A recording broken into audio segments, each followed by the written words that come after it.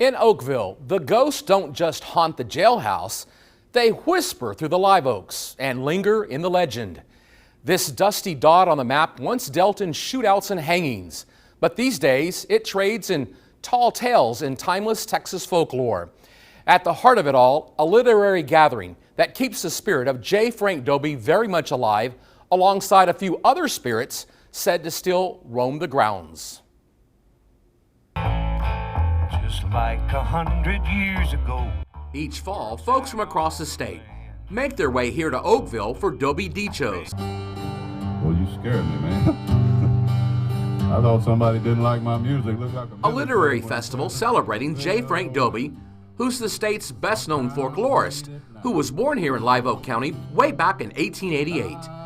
This is quite a highbrow and civilized gathering, considering the notorious past of this ghost town, which is off of I-37 between San Antonio and Corpus Christi. You think of the Old West being somewhere else, not right here, but it was right here. Mary Margaret Campbell is a member of the Live Oak County Historical Association. She and Albert Davila are constantly looking to learn all about those Wild West days. Albert actually owns the town square here. Over the past 20 years, he's been working to reimagine old Oakville by moving old houses from all across the area right here to this square. This town had all of these houses plus more, and once the town died, the buildings started coming apart and people were taking the material and building other buildings with them. One feature of old Oakville that's still around after 500 years is the hanging tree. We have neighbors out here that talk about their grandparents sitting out on the porches watching the hangings from across the road, and wagons lined up all around here. This was not only the Dodge City of South Texas, but it was also a stagecoach stop and the crossroads between cities like San Antonio and Houston. Oakville was a hotbed of lawlessness back in the days that it was the county seat, which was 1856 to 1919. With its colorful past, there are sure to be even more skeletons we can find in the closet, if not ghost. We all went into the town's jail, which was built back in 1887 and is now part of the bed and breakfast complex Davila has put together here. We climbed up to the attic and found writings on the wall from 1892, written when this was actually used as a jail cell. We also heard about a ghost that haunts this place. Davila says he has a plumber friend he's known for years who came up here one day to repair the hot water heater. That's when a ghostly woman dressed in white appeared. I told him, well, Chuck, what did you do? He said, I got my tools together. I excused myself. I said, excuse me, ma'am. He walked around her. He went downstairs and he told me to get another plumber. Davila says hunters and others who stay here also report ghosts and unexplained noises. He says it's all part of the deal in keeping the past alive and well here in Oakville. That's as good as I can do. Thank y'all so much. It's a place that doesn't exactly show up on most maps, but once a year, the ghost town of Gussettville comes back to life.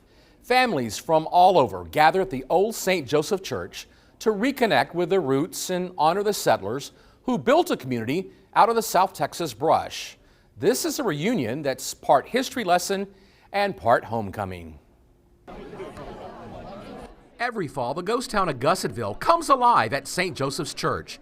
The Gussettville Cemetery Association has its annual meeting, which also serves as a reunion of the descendants of what was initially known as Fox Nation.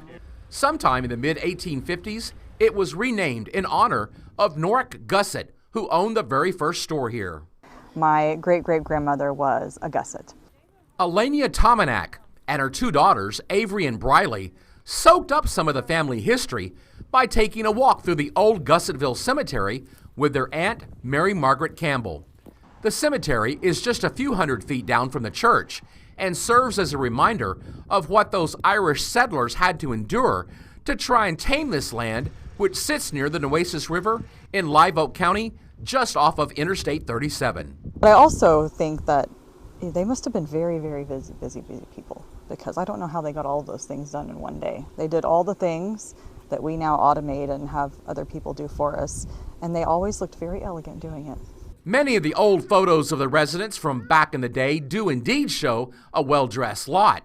People who saw their post office closed in 1886 and then the railroad bypassing their community.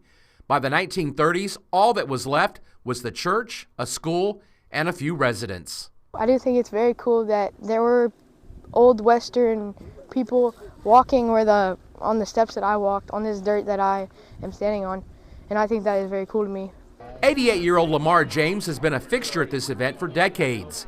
He feels this reunion is as much for the kids as it is for the adults. But I think for those that you see that come to these, they have a healthy respect and a love for where they came from, who their ancestors were. And that's why the ghost town of Gussetville is going to be around for a long time, because none of these people want to see their history gone or forgotten. From Gussetville, Michael Gibson, 3 News.